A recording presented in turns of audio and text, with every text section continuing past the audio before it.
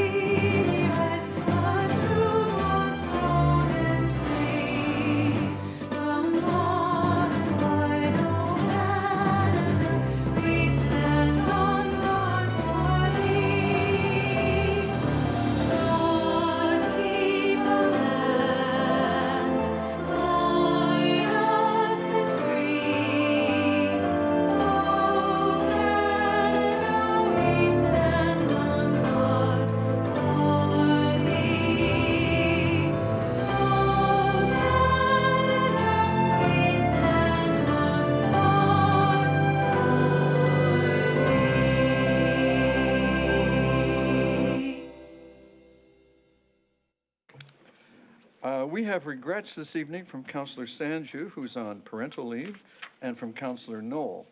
And are there any declarations of pecuniary interest, Council? Madam Clerk, there are none. Council, it's my pleasure, in honor of Women Abuse Prevention Month of November 2019, to issue the following proclamation. And here tonight, in connection with that, is Diane Beaulieu from the Halton Women's Place in the audience here. And I'll just read it out for everyone's benefit. Whereas the Town of Oakville recognizes that no level of violence is acceptable, and the elimination of violence against women must be an absolute priority. And whereas it is every woman's fundamental right to live in safety and security in their homes and communities, free from the threat of violence. And whereas we stand in solidarity with abused women and support them. And whereas, together with Halton Women's Place, we believe that violence has no place in our homes, schools, or community. And whereas community partnerships are important to promoting and supporting the efforts of providing safe shelter for abused women and their children. And whereas governments and institutions have a primary responsibility to demonstrate leadership and provide resources to achieve equality and to end violence. Now, therefore, I, Rob Burton, Mayor of the Town of Oakville, hereby proclaim November as Women Abuse Prevention Month in the Town of Oakville. And thank you very much for letting me read that to you. We now need to consider the minutes of the previous council meetings, October 22nd, November 4th, the confidential minutes of November 4th, the minutes of the special session of council on November 5th, and the second special session of council on November 5th. Are there corrections? Or there's a motion? Councillor Chinham moves confirmation, seconded by Councillor Dudek. All those in favor? Any against? And that is approved and confirmed. So, Council, we have some listed delegations. Madam Clerk, would you please call the delegations? The first delegation is Mervyn Russell, here regarding discussion item 2, the Treaty on Prohibition of Nuclear Weapons. Mr. Russell, thank you very much. Dr. Burkett to speak first. She's the more senior of the two of our group. So. Well, she's prettier than you are.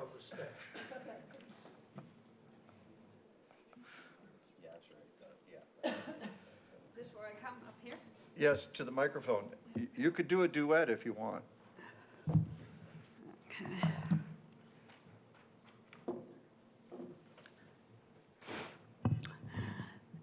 Thank you very much for taking time tonight to hear our thoughts on the Treaty on the Prohibition of Nuclear Weapons. Can I just ask, have any of you had a chance to look at the ICANN website and the ICANN Cities Appeal information? No? Okay. The important message is that the doomsday clock is at 2 minutes to midnight due to the combined effects of climate change and the threat of deliberate or accidental use of some or all of the 13,850 nuclear weapons in the world, of which about 3,700 are deployed and ready to go. So if any of these are used deliberately or accidentally,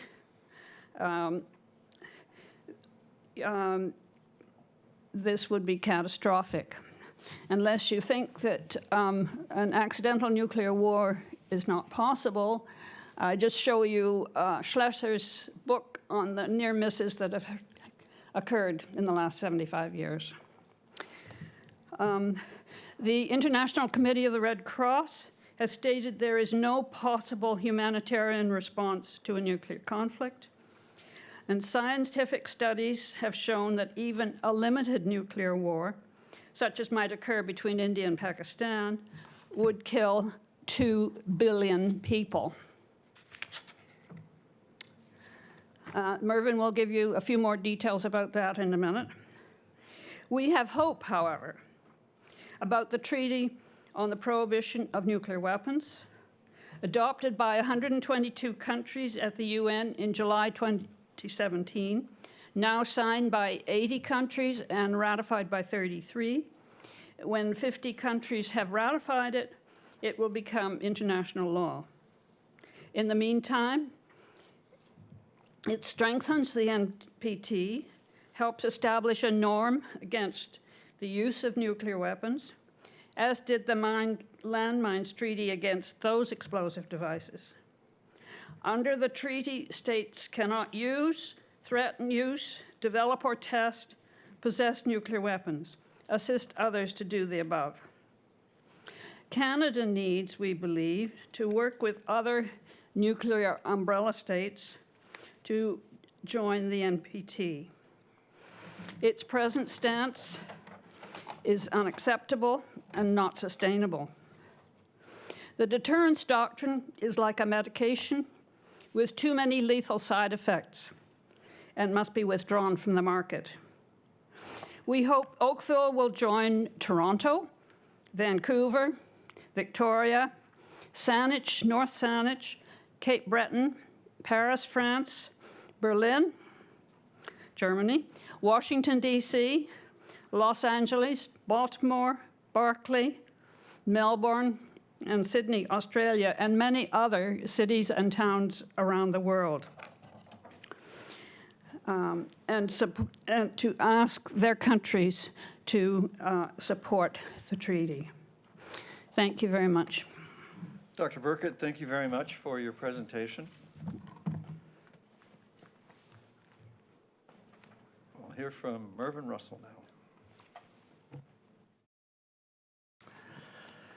So, Mayor Burton and honourable councillors, I was speaking here a few weeks ago to urge you to pass a resolution stating that the town of Oakville, along with the rest of this planet, is facing a climate emergency. And I'm delighted that resolution passed unanimously. And so I'm here with Dr. Burkett, and we're hoping that Stephen Dankiewicz would also be here to ask you to pass a resolution urging the federal government to endorse the United Nations Treaty on the Prohibition of Nuclear Weapons. And these two issues of environmental crisis on the one hand and nuclear disarmament on the other are connected in several ways.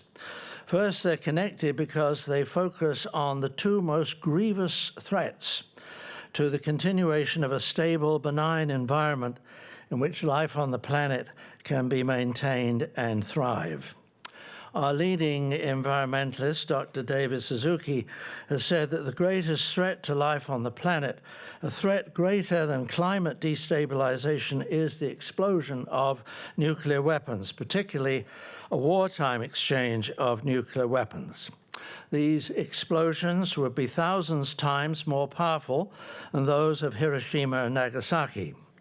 The strength of radiation released would vaporize everything in the immediate surroundings. The explosions would bring about winds of more than hurricane force, setting alight fireballs of such intensity they would consume everything within their reach. Accompanying these indefensible disasters, these explosions would result in wind-driven debris, filled clouds with such density of matter that they would shut out the majority of sunlight, causing temperatures to plunge to year-round winter levels, plants to collapse, and all matter, whether animal, vegetable, or mineral, to become toxically and fatally radioactive for generations to come. There is no immediate or long-term life-restoring response to the consequences of exploded nuclear weapons. There's another similarity to the threat of climate destabilization, and here the Methodist preacher comes out. They are both caused by human conceit, greed, and viciousness, the three great forms of human folly. Allowed to continue, they will result in the most dire consequences. Humans must change their ways, or as the Methodist preacher in me would put it, humans must either repent or experience the consequent wrath that follows. The third similarity is that both of these grave issues will only be prevented by the groundswell of massive public insistent objection. Municipalities like Oakville are taking the lead in responding to the climate emergency. The same needs to happen in responding to the increasing threat of the explosion of nuclear weapons, either by accident, error, or decision. Canadian municipalities must pressure Trudeau Jr.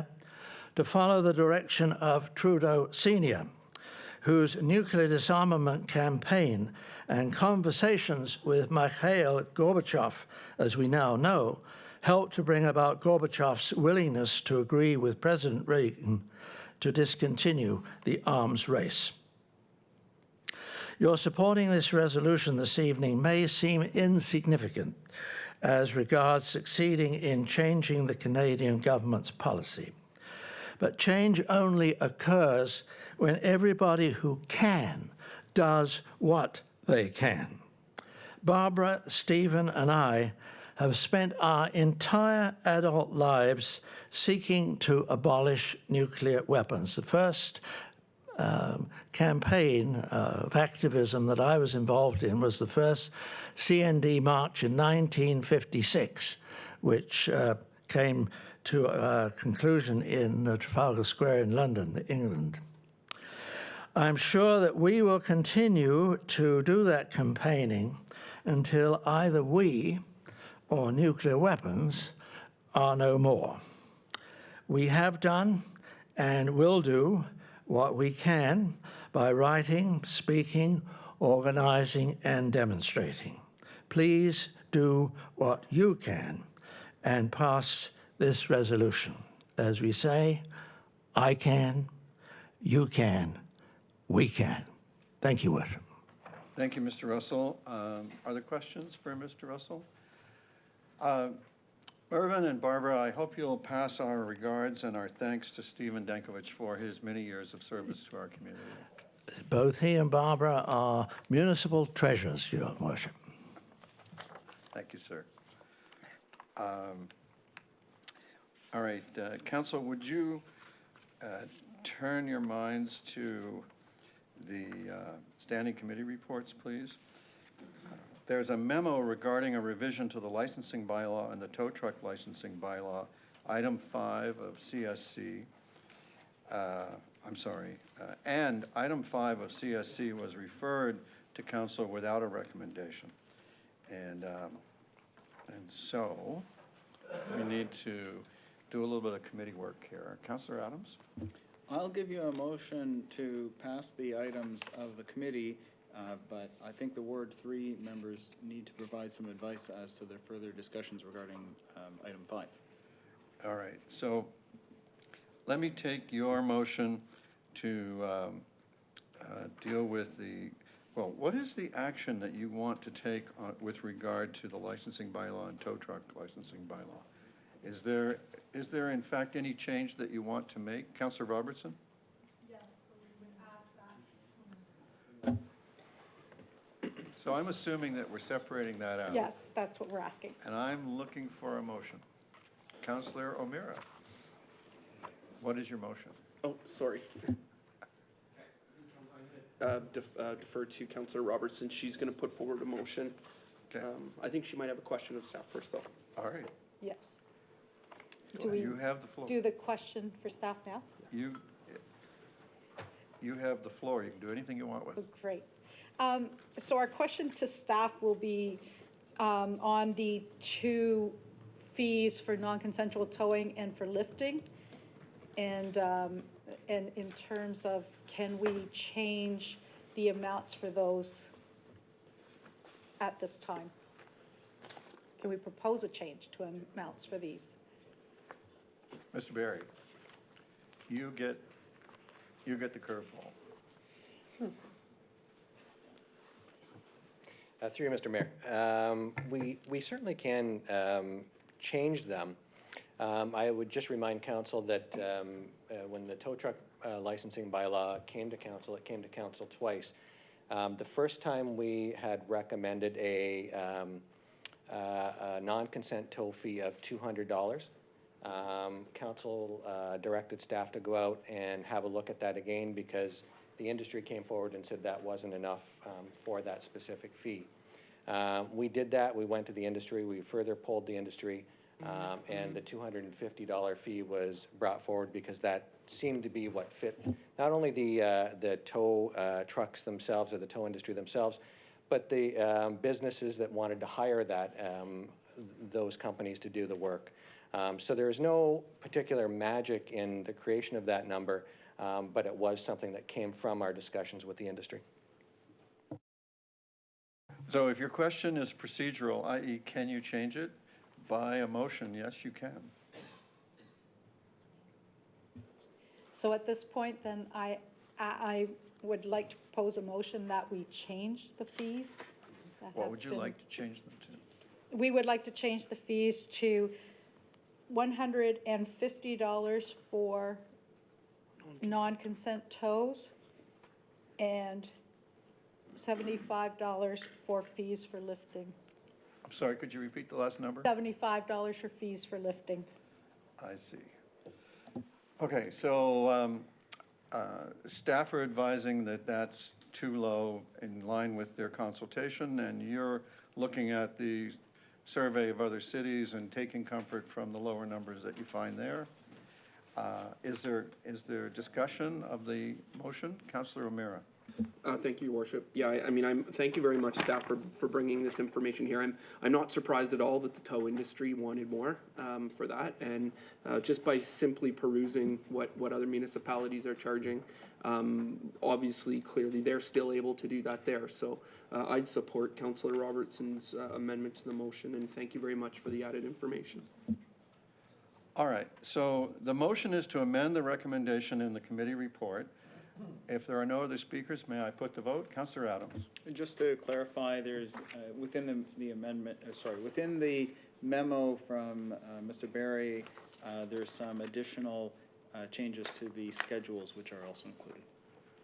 All right, so Councillor Robertson, can we take it as read that you're including those schedule changes in the memo? Yes, those are perfectly fine as they stand. All right. Well, if we're all together on one page, all those in favor? Opposed, if any? And that's carried. So now we have the item 5 of CSC, Community Services Committee, the Southeast Community Center working title, Facility and Park Naming, was referred to council. And Councillor Haslett-Thiel or Councillor Giddings, who wants to be recognized? I understand one of you has a recommendation.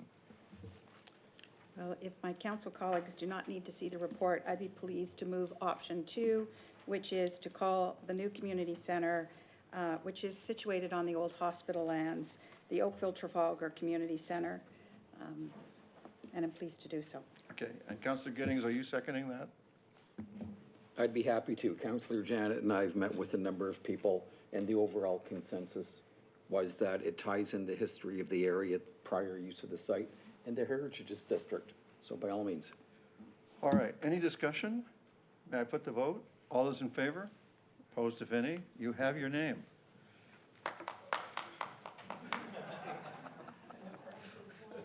The crowd goes wild. All right. All right, so that brings us, The motion for the balance of this. thank you. Which two of you would like to move and second the balance of the CSC report? Councillor Elgar and Councillor Chisholm? Your worship, I would like to separate item 7 from the community services. I just want to have a question asked of staff with some of the concerns with the PXO challenges we're having. So I just wanted to get a clarification on it. You have the floor. The issue we're having, and I'm being very specific, and I'm going to ask staff to respond to this, and I know I've inquired about it. The crossovers have the flashing lights on the sides in the areas, and the one that concerns is Rebecca Street. We're having a lot of challenge for people driving through, and it's very dangerous. And we're finding out that the drivers are concentrating on the roadway, are not looking at the side flashing lights, which are almost over the sidewalk. What we're suggesting is putting those flashing lights on the overpass so that drivers can see those clearly. But my understanding from staff is that we would have to go through the province to get clearance on that in order to that to happen. I might be incorrect in my information, but I'd like to have clarity on that and if this can be done. Thank you.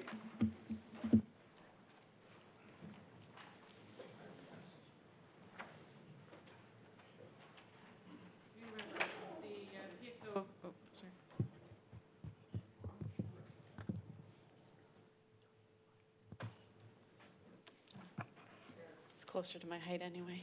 Through Mayor Burton. The PXO on Rebecca that Councillor Chisholm is speaking is a type 2, level B type 2 PXO, and that includes the flashers on the side as it's been designed. We are working with through the Ontario Traffic Council to look at amendments to that design, which would allow us to put the flashers on top as well as at the sides. The signs that are overhead are meant to let folks know that there could be pedestrians in the area, but we're looking at getting that added to the standards so that we can make that change. We have not yet heard back from the Ontario Traffic Council that that's been approved, but when it is, we're looking to make that change to that PXO and others. Do you have any idea or timing when that would come about? Through Mayor Burton, we know that it's actively under review now. I would expect it to be something we would hear an update about early in the first quarter, and we can follow up with our colleagues there. Okay. Thank you. Councillor Chisholm, is that a good enough answer that you'll second Councillor Elgar's motion? Yes, Your Worship. Thank you. May I put the vote? All those in favor? Any opposed? The Community Services Committee report is adopted. That brings us to the Administrative Services Committee report. Councillor Lischina moves adoption. Councillor Longo seconds. May I put the vote? All in favor? Opposed, if any, and that report is adopted. Council, you have a confidential item concerning the acting chief administrative officer. Can you pass this in public, or do you need to go in camera? Councillor Duddick moves. Councillor Chisholm seconds. May I put the vote? All in favor? Opposed, if any, that's carried. And Madam Clerk, this is the, I want to say something to the public. I can read this, right? So we've passed a bylaw to appoint an acting chief administrative officer, Jane Closey, who's our Commissioner of Community Development and Deputy CAO for the Corporation of the Town of Oakville, while our CAO is recuperating from his health issues. Is that careful enough? Respect everybody's privacy and everything. All right, Council, I think that brings us to our first listed item on the agenda, which is the Global Covenant of Mayors Canada Showcase Cities Report. And we have a presentation from Suzanne Matter, who's our Manager of Climate Action.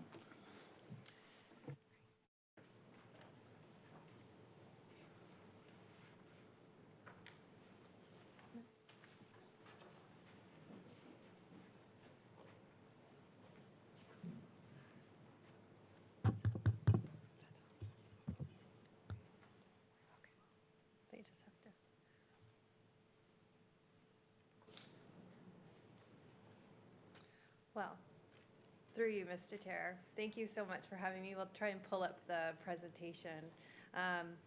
Excited to present today because this is a great news story for the town, for us to be a showcase city.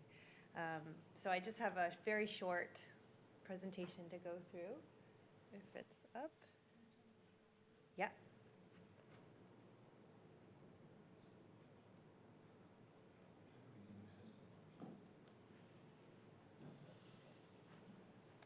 Okay, I'll try this one.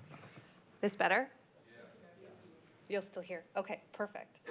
Okay, so thank you. I'm happy to introduce my new title, which is the Manager of Climate Action. I wanted to bring that forward to you as well. As we've gone through a bit of our transition, our department, we were formerly in the Environmental Policy Department. Now we are the Climate Action Division in the CAO's office. So I thought I would also introduce that new title change, very much aligned with the topics, and thank you to Mervyn. And coming and speaking about the climate emergency today, that this is definitely a focus area of the town. So on June 24th, you unanimously passed the climate change emergency resolution. This was very much in support of Council's strategic plan, as well as the leadership that the town has taken in climate action in previous years. So the work that we have done really started in 2004 when we signed on for the Partners for Climate Protection program, which is a milestone program focused on greenhouse gas emission reductions. Then as you move through the years, you see we grow and focus into our operations, our fleet greening. We have environmental strategic plans for the community. Then as climate change and the growth and the awareness of climate changes and the impacts on our community are coming about, the town joined the ICLEI Canada program called BARC, which is building adaptive and... This is going to feedback if it's pointing at the speaker, so I'm going to put it down here. Building adaptive and resilient cities. See, I have to be resilient here too with the technology. This was, again, climate change adaptation, looking at how the town needs to adapt, what measures we need to put in place to be more resilient. We then have gone out to the community with the climate change primer and different programs looking at creating awareness around climate change. We do have an energy conservation demand management program. We are focused on energy reduction. And then in 2015, with the Paris Accord came the Compact of Mayors. And this was a program that we signed on to. And this, again, was a global initiative to look at reduction in climate change, or greenhouse gas emissions, and looking at ambitious targets for climate change. The town has also participated in emergency and extreme weather preparedness for the community as we adapt to the changing climate.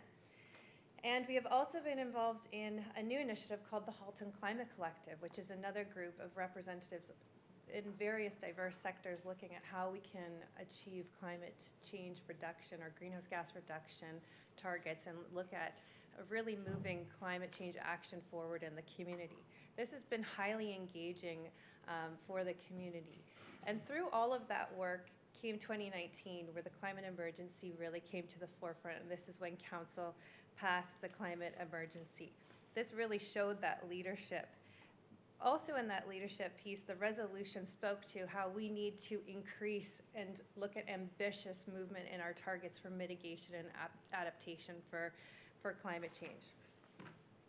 So here comes the Global Covenant of Mayors and Climate and Energy. So as I mentioned before, we are part of the Partners for Climate Protection. We also were in the ICLEI Canada Building Adaptive and Resilient Communities.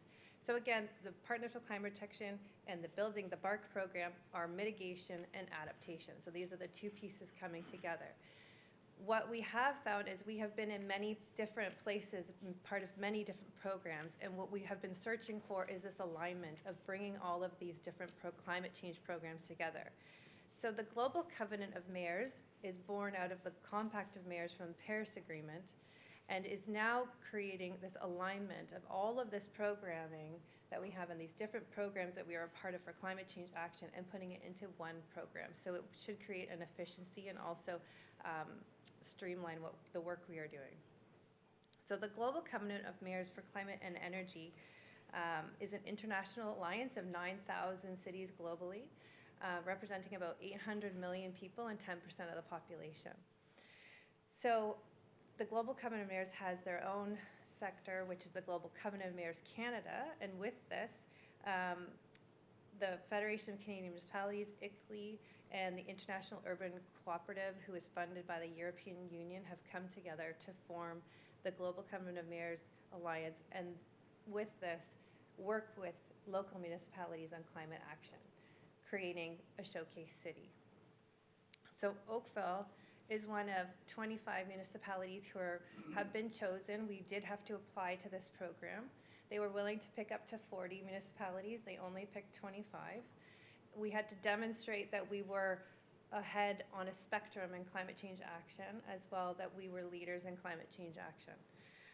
So again, we are one of 25.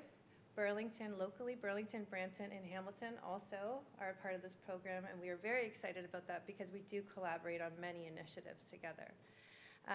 The Showcase City project will really help to develop best practices for climate change action at the local government level. They are looking at taking what we do here and moving this across nationally in all municipalities that look to participate. So we really are taking that step forward as leadership in climate change. Again, this will move forward ambitious climate change mitigation and adaptation objectives, something that we also heard in the climate change emergency declaration that you put forward in June. So this Showcase City project, it will consist of tailored workshops for municipal staff around themes of adaptation, mitigation, working with other global municipalities on best practices. There'll be one-on-one support for municipal staff going through the climate change planning process. We will have assistance with reporting on our PCP program and our BART program. As well, there again will be exclusive networking nationally and internationally on moving climate change action forward. And the best part is this is free. This is free to us, and it will really move us forward in that leadership position. So we're very fortunate and excited to be part of this. So the framework really is around 9 badges, a commitment. We have our commitment, mitigation and adaptation. Mitigation meaning reducing greenhouse gas emissions, adaptation, adapting to climate change. So as of right now, we have 3 of the 9 badges that are here. And through the work of this program, we actually hope to have all 9 by the end of next year. Again, this is because we have been quite ahead in moving forward with climate change action. So this is our project timeline. It was announced that we are a showcase city. We will move through in the winter, spring 2020, doing all of the technical work, engagement as well, capacity building, and then reporting to the program, the deliverables, and again, sharing that, what we've learned in fall 2020, and after that, bringing that to council where we are and what we have achieved by the end of the year. Again, that is also in the climate change emergency declaration that we will report to you annually on climate change action in the corporation and the community. So the Showcase City program actually very well aligns and supports the work that we have been moving through over the last year. We plan on updating the climate change adaptation strategy. That is the BARC piece. We are looking at incorporating the climate change strategy update to all of our town climate policies. We are going to look at incorporating the climate lens onto many of our existing policies and creating new and improved climate change policies. We also will be completing the community energy plan. The community energy plan will very much focus on 3 of the main badges around mitigation for the inventory, the assessment, and the plan for the program. The community energy plan will be brought to you in January 2020, and we're very excited about that initiative as it is something we have been working on for 2 years, but as well will help us achieve the badges for the Showcase City program.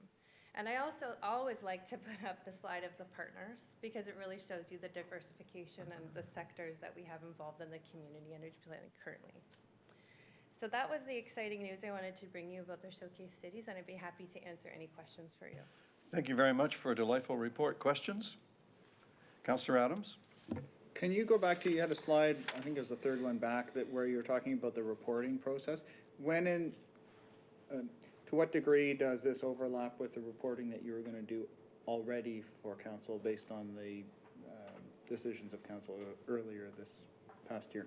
Through you, Mr. Chair. So in regards to the climate change, in regards to the climate emergency, Yeah, so there's some expectation of reporting coming back to Yes. council from that, including a review of our targets and so forth and other actions. Yes. How does that match to the reporting expected out of this? so the expectation is it will match completely with that resolution. So it'll be one and the same, Yeah. in effect. Very good. And that, again, is the efficiency that we're trying to create. Excellent. I'm very glad to hear that. If there's no other questions, perhaps Councillor Longo, who represents us on the Community Energy Committee, Plan Committee, would like to move this receipt of this information. And is there a seconder? Councillor Haslett-Thiel. All those in favor? Opposed, if any? And that is received. Thank you, everybody. We now have the Treaty on the Prohibition of Nuclear Weapons, which was introduced at a previous council meeting, moved by myself and seconded by Councillor Knoll. Councillor Knoll regrets this evening. Would one of you like to take his place? Councillor Elgar? Any speakers? Shall I put the vote? All those in favor? Opposed, if any? Thank you, council. That is carried. We now have item number 3, council governance structure and 2020 meeting schedule. And when we get to number 4, council appointments, I have a couple of corrections to add to adjust the Appendix A list of appointments. We have a presentation available from our town clerk, Vicky Titanic.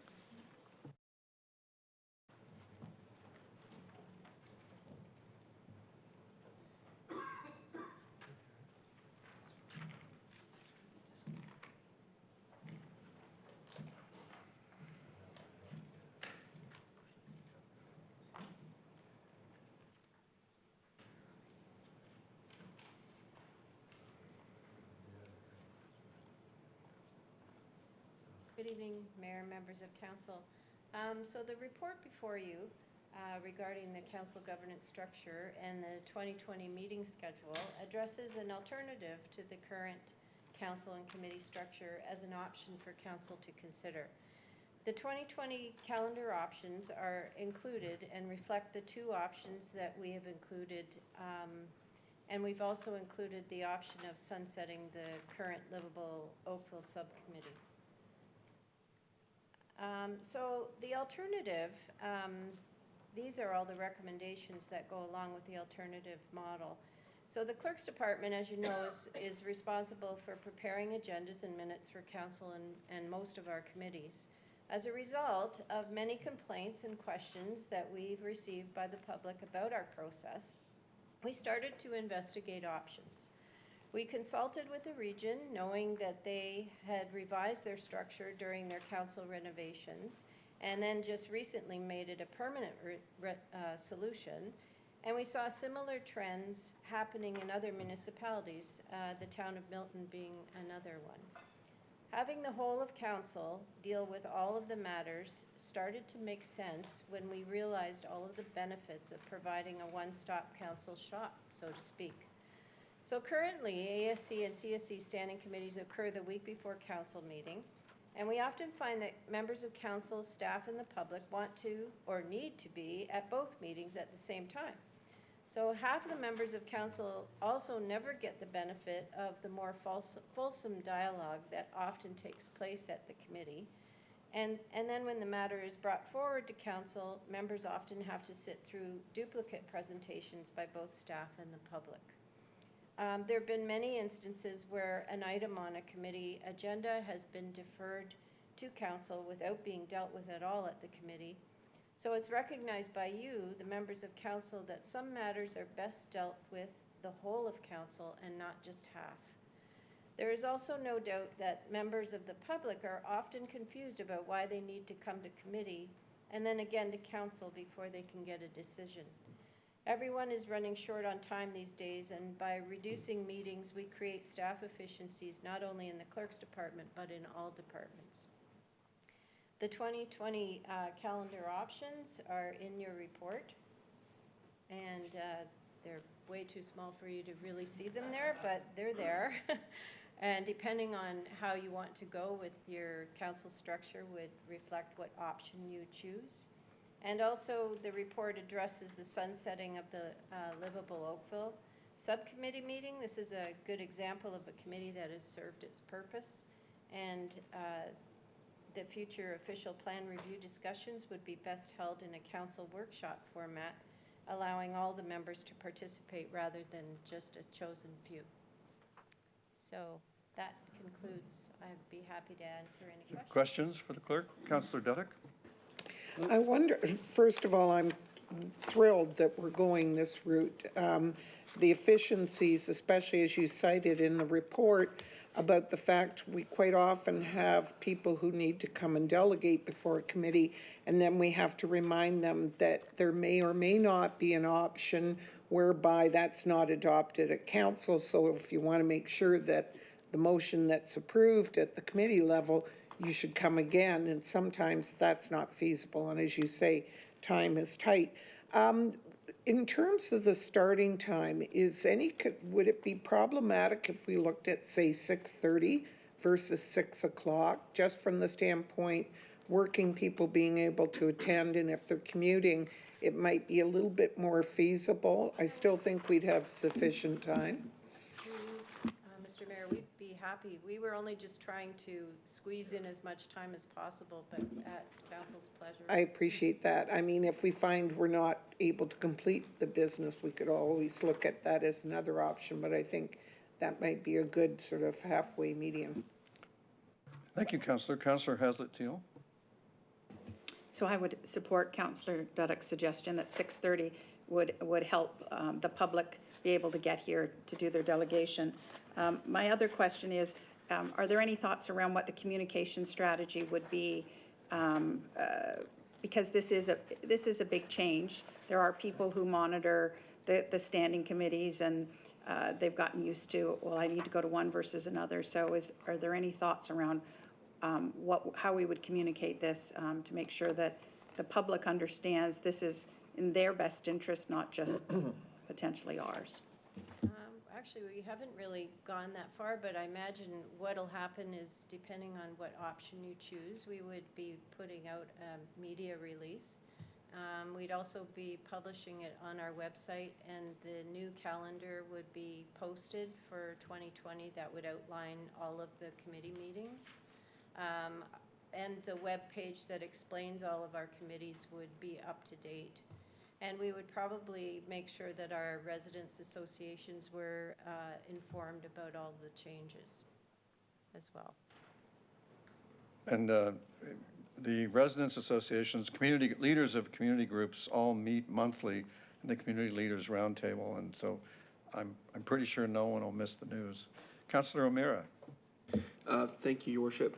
Thank you very much for this. I'm just wondering about the timeframes when we will receive the reports. Because right now we get more lead time with ASC and CSC, and it also helps if there's more information or work like we received tonight, it gives us a little bit of time to get through that. So would we be recommending, or could we possibly get the reports with a little more time if there's going to be more to do? That's built into the way we're going to move forward, is have the agendas come out 2 weeks in advance, just as they do for planning and development and our standing committees. Perfect. Sorry, I guess I missed that. And Thank you then, very of course, addendums when necessary, because there is quite a long lapse of time between the time a report writer starts writing and by the time it ends up on agenda, and sometimes things change. And it takes us some time to catch up and get it out, more up-to-date information.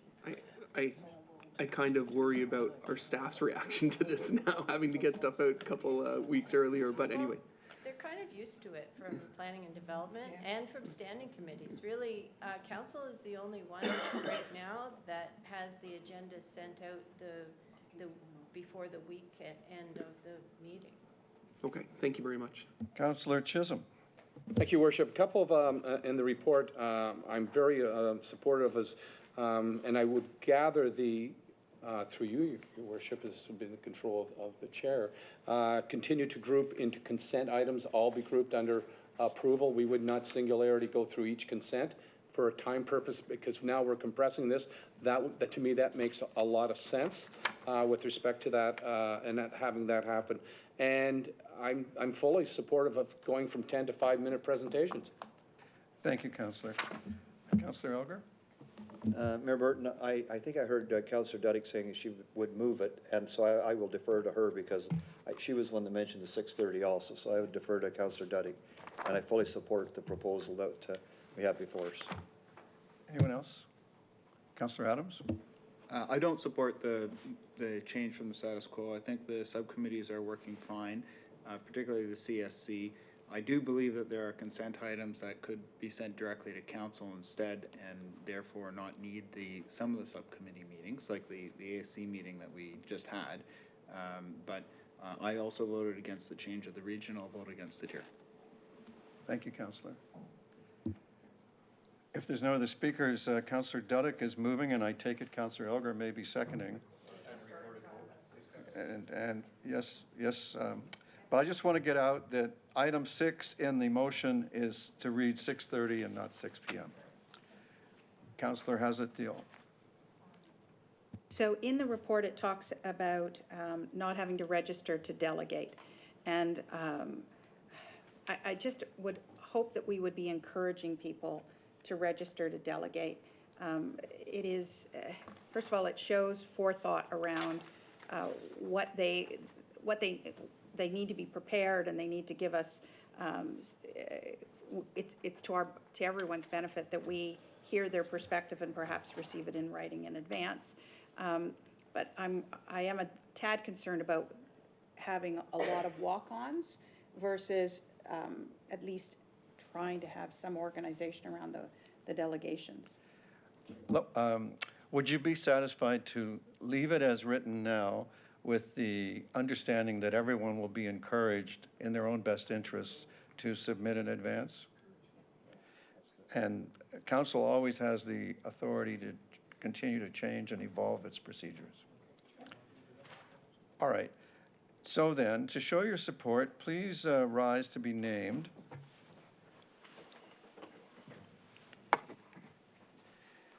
Councillor O'Meara, Councillor Robertson, Councillor Duddick, Councillor Chisholm, Councillor Giddings, Councillor Hazlet-Deal, Councillor Elgar, Councillor Longo, Councillor Grant, Councillor Lischina, and Councillor Palmer. To register opposition, please rise to be named. Councillor Adams, thank you. That is carried. It was, yes, it was close. On the 2020 council appointments, could you make note of a couple of corrections in the Appendix A list of names, where for the CAO Review Committee, Councillor Longo would be Councillor Elgar, and on the Accessibility Committee, Councillor Grant would be Councillor Robertson, and otherwise, every other nomination seems to have been satisfactory. And with that understanding, can I have a mover and seconder? Oh, Councillor Chisholm? Your Worship, with respect to the assignments, may I suggest that so we don't have this challenge at the last minute making changes just before council meeting, that there'd be a formal process put in place prior to this report coming forward, so we all have a clear understanding who's been assigned to where. I think that it would be more appropriate to have it more of a formal process rather than just kind of fill in the box. Yes, we'll bring something back for you. Thank you. Councillor O'Meara? And just, I think the Oakville Tourism Partnership is now formally Visit Oakville. Okay. So the motion includes, so just for clarity, because of the previous vote, the appointments to ASC and CSC are left out of this motion. All those in favor? Opposed, if any, and that's carried. Thank you, everybody. Now, next. New business, notices of motion, Announcements of emergency, congratulatory or condolence. Councillor Duddick. Thank you, Your Worship. While many people worried about whether or not the Santa Claus Parade was going to take place, and on the usual parade route, after seeing the completion of downtown Oakville in time for the Santa Claus Parade, you have to admit Santa has a way of making things happen. Of course, he had many elves to assist him in making that a reality, and I'd like to thank and recognize some of those very special elves. Our Public Works and Engineering staff, our Parks and Recreation staff, specifically Commissioner Bell, Sarah Douglas Murray, and our newest assistant, Gail Little. The contractors who worked from dusk to dawn to reach the finish line for the parade, complete with last-minute paving at the corner of Dunn and Lakeshore the morning of. And of course, my many council colleagues, Councillor Robertson, Councillor Chisholm, Councillor Lischina, Councillor Haslett-Thiel, Councillor O'Meara, and Councillor Parmer for their assistance, and of course, the man of the hour, Santa himself. Thank you all for making this year's parade happen and for making so many families in the community start their holiday season off with this celebration. After seeing all the time and effort that went into this event, I firmly believe that, yes, Virginia, there is a Santa Claus. Thank you very much. I have to add to your comment the remarkable performance of Councillor Lischina. And what I found remarkable was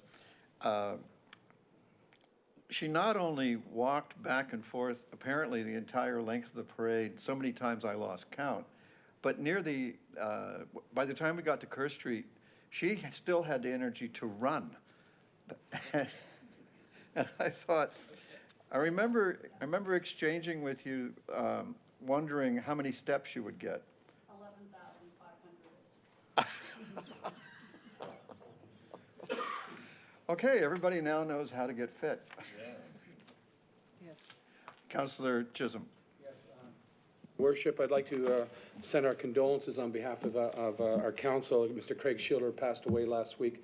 He was an avid contributor to the West River West River Residents Association. You can always see Craig out at the Santa Claus Parade. He was duly missed this year. He's usually on Kerr Street taking pictures. He has bright white hair, great man. He's been a great contributor to our award. Always on top. He's always been at our AGMs, and he's also facilitated the AGM for us and also for our campaigns. So on behalf of council, we wish the best for the family, and sorry that we're missing him. Thank you. He was a very strong, he was a great contributor to the life of our community, and he will be missed. His services are Thursday at Oakville, at 2 and at 6. Councillor Giddings. Thank you, Mr. Mayor. I have two items. The first is that November is National Children's Grief Awareness Month. In Canada, 1 child in 50 is bereaved, which means in Halton, about 1 child in every other classroom has experienced the death of a close family member. From Friday, November 15th to the 21st, in support of Lighthouse for Grieving Children and Children's Grief Awareness Day on November 21st, Town Hall will be illuminated blue to recognize and bring light to the fact that numerous children in our local community have been affected by a close family member's death. We realize that no one can take away a child's grief. However, we can show grieving children that they aren't alone. We can support them at a time when they're most fragile.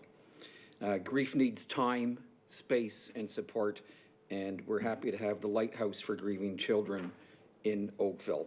So on November 21st, wear blue and inspire a conversation about children's grief. And my second item is, it was an exciting time here in Oakville Saturday as a result of the Santa Claus Parade, and I had to miss it, I'm afraid, Councillor Cathy. I was attending ceremonies for the Ontario Youth Parliament.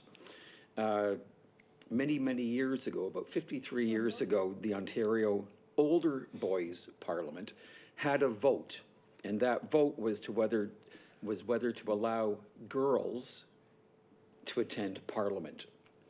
And most of the provinces said never.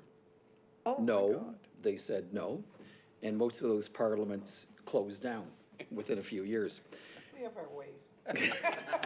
In 1969, the first youth parliament with girls, as they were referred to then, was held at St. Paul's United Church. And so there were festivities and a parliament on Saturday and Sunday. I was Chief Justice and even recognized a few of the people that were there. Thank goodness for name tags. So just wanted to recognize the strong history that Oakville has with the Ontario Youth Parliament. And as a result of that parliament in 1969, the number of changes and youth that have been helped by that. Thank you, Mr. Mayor. Thank you very much. That's a wonderful story, especially the fact that later on people came to their senses. I like that part. Councillor Lischina.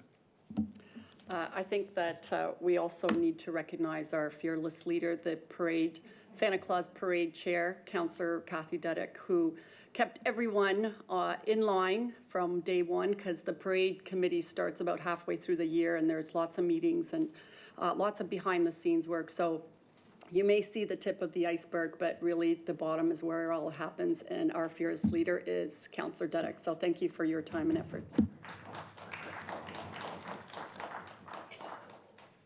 I know Santa was happy with you. Councillor Hazlett-Deal. I'm very sorry to hear about the loss of Craig, but I thought I should share this story because he won't be there to see the community center open. 10 years ago, Craig reached across the aisle. He asked us we asked him if he'd be interested in partnering for 2 community centers. And he was a real champion for the now called Oakville Trafalgar Community Center. I'm sorry he won't be there to see it open. Well, he did get to see the first one, though, and he was very proud. But thank you for remembering him like that. Are there any requests for reports? All right. May we move to consideration and reading of the bylaws? Thank you. Councillor Grant is moving the bylaws, seconded by Councillor Lischina. And Madam Clerk, do you want me to read them out, or are they as listed? Just as long as you note those two. Okay, so 2019-109 is as revised by CS4, that's the tow truck bylaw. And 2019-110 is as revised, and that's the motor vehicle storage yards.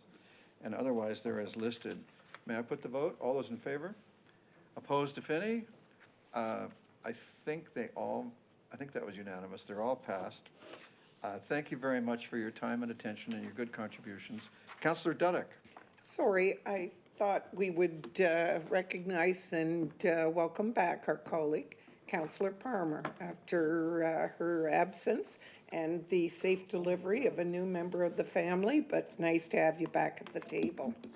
Yes, welcome back. And has everyone received the news that Councillor Sanju's child was born this morning, I think? Yesterday morning? Yesterday morning, and a healthy baby boy. So with that, thank you very much for your time and attention and your contributions to our town.